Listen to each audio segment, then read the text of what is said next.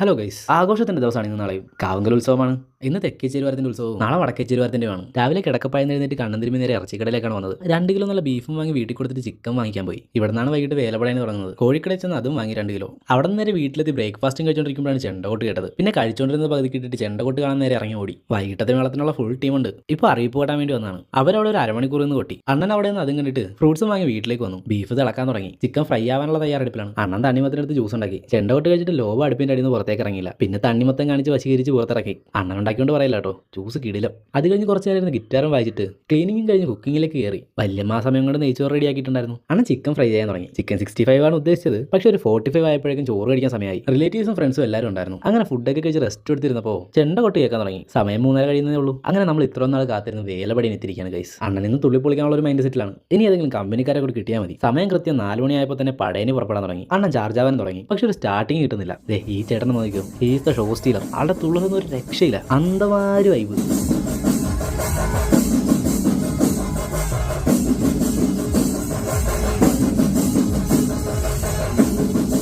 ഇതിനൊക്കെ പറ്റി എങ്ങനെ വിവരിക്കണമെന്നാണ് അറിയില്ല. ഇതൊക്കെ കണ്ടപ്പോൾ വീണ്ടും ചാർജായി. പക്ഷെ തുള്ളാതെ അങ്ങനെ കടിച്ചു പിടിച്ച് നിന്നു. അപ്പോഴാണ് മമ്മി വരുന്നത്. ഡാഡിയൊക്കെ ഫുൾ ഓൺ. അത് കണ്ടിട്ട് മമ്മി ചിരിയോ ചിരി. ആദ്യമായിട്ടാണ് ഡാഡി ഇങ്ങനെ ചെണ്ടകൊട്ടിനൊക്കെ തുള്ളുന്നത്.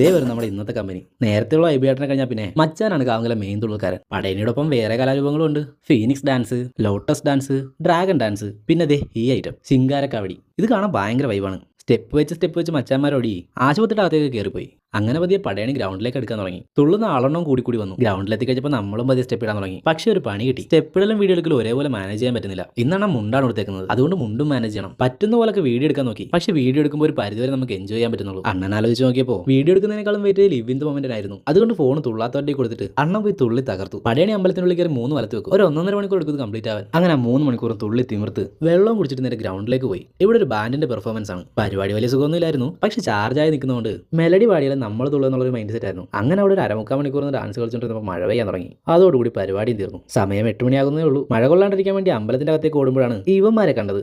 നാളുകൾക്ക് ശേഷം കാണുന്നതിന്റെ സ്നേഹപ്രകടനമായിരുന്നു. എല്ലാവരും തുള്ളി ഹൈ ആയി നിൽക്കുകയാണ്. പിന്നെ അവിടെ നിന്ന് കെട്ടിപ്പിടുത്തം ഫോട്ടോ എടുപ്പെല്ലാം കഴിഞ്ഞപ്പോൾ മഴ വീണ്ടും കൂടി. ഇനി ഈ സ്റ്റേജിൽ ഒരു ഗാനമേള കൂടി നടക്കാനുണ്ട്. മഴ എങ്ങനെയാണെങ്കിൽ അതും പാളും. മുണ്ടെടുത്തുകൊണ്ട് വന്നതുകൊണ്ട് ഇങ്ങനെ ചില ഗുണങ്ങളുണ്ട്. പിന്നെ മഴ മാറുമെന്നുള്ള പ്രതീക്ഷയിൽ മഴ കൊള്ളാതെ എല്ലാവരും കൂടി നടപ്പന്തലിൽ കയറി നിന്നു. ഈ സമയത്തോടെ അരിക്കുത്ത് നടക്കുന്നുണ്ടായിരുന്നു. പിന്നെ അതും കണ്ട് സംസാരിച്ച് സമയം തള്ളി നീക്കി. സമയം 8 മണിയായി, 8:30 ആയി. മഴ കൂടുന്നു അല്ലാതെ കുറയുന്നില്ല. അവസാനം 8:30 കഴിഞ്ഞപ്പോൾ ഗാനമേളക്കാർ പാട്ട് പാടാൻ തുടങ്ങി. പിന്നീട് നടന്നത് ചരിത്രം. ആരും മഴയൊന്നും മൈൻഡ് ചെയ്യാണ്ട് ചവിട്ടി പൊളിക്കാൻ തുടങ്ങി. ഈ ഒരു തുള്ളൽ വൈബിന് വേണ്ടി വന്നവർക്ക് ഓക്കെയാണ്. പക്ഷേ ശരിക്കും പണി കിട്ടിയത് ഇരുന്ന് കാണാൻ വേണ്ടി വന്നവർക്കാണ്. ബാക്കി നാളെ. അപ്പോൾ ബൈ.